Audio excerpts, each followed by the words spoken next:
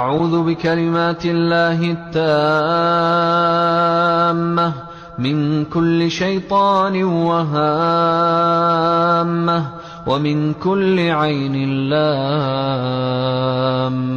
بسم الله أرقيك من كل شيء يؤذيك ومن شر كل نفس أو عين حاسد الله يشفيك.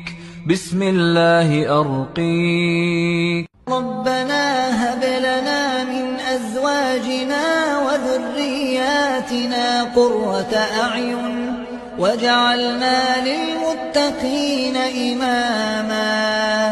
لا إله إلا الله العظيم الحليم، لا إله إلا الله رب العرش العظيم، لا إله إلا الله رب السماوات ورب الأرض ورب العرش الكريم.